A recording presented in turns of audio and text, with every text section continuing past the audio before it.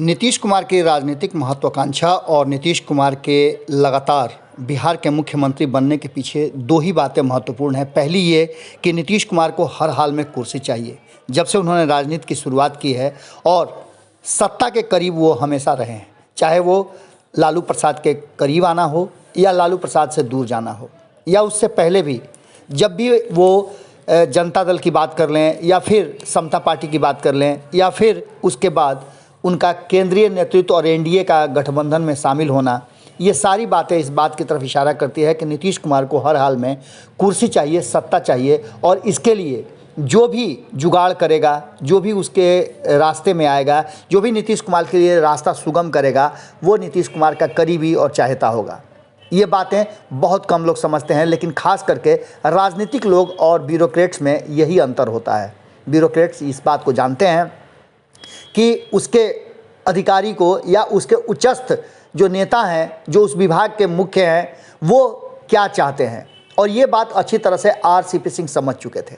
RCP Singh को ये बात पता थी और नीतीश कुमार के साथ लंबे समय तक कार्य करने का उन्हें एक अधिकारी के रूप में अवसर मिला था, जिससे वो नीतीश कुमार की मानसिकता को समझ चुके थे। राजनीतिक व्यक्ति से अलग उन्हें कहा जा रहा था कि वो गैर राजनीतिक व्यक्ति हैं, इसलिए वो रणनीति को और राजनीति को अच्छी तरह से नहीं समझते हैं। लेकिन जिस तरह से आरसीपी सिंह ने बुझे हुए दीपक और बुझे हुए चिराग को कहा जाए, जो लगभग एनडीए से खटास पैदा होने की अंतिम कगार पर था, उसे एक बार फिर से बहाल कर दिया है और नीतीश कुमार को ये भरोसा दिलाया है कि वो पासा पलटने के माहिर हैं।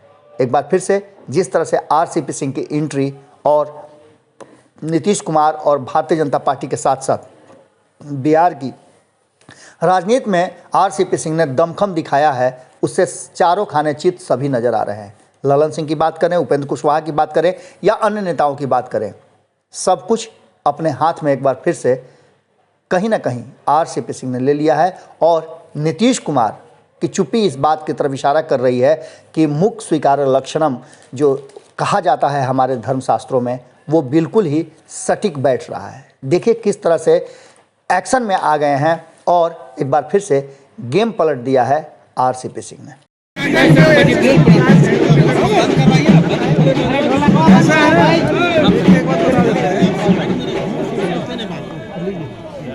आप लोगों ने बोला स्टील प्लांट, स्टील प्लांट जो होता है ना, वो दो तरह का होता है।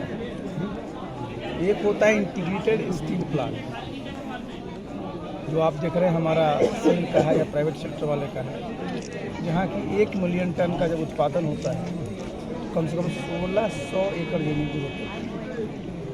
और उसमें खास करके जो आयरन ओर होता है, कोकिंग कोल होता है, वो यूज होता है। दूसरा होता है सेकेंडरी स्टील।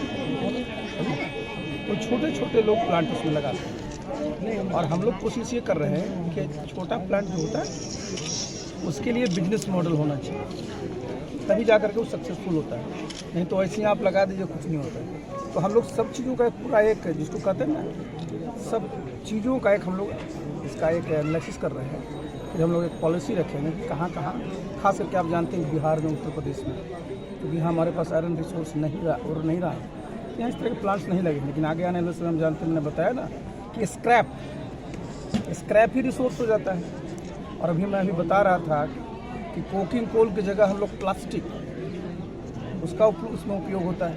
इस सब चीज़ों के अध्ययन चल रहे हैं और उसके बाद निश्चित रूप से आप जानते हैं कि बिहार तो हमेशा चीज़ों में अग्रणी रहा है, सबका समय समय होता है, बिहार फिर आगे बढ़े। तो सबसे ऊपर रहता है लालू यादव जी संरचना चला रहे हैं। चलिए, पेशी भी है 15 को लालू